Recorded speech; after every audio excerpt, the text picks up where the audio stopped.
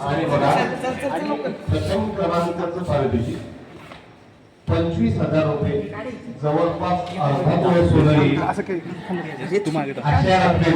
रयत शिक्षण संस्थेनं ज्या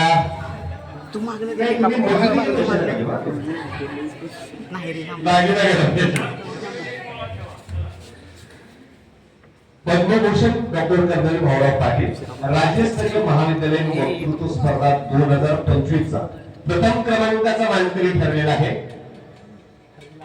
सांगा ना पाटील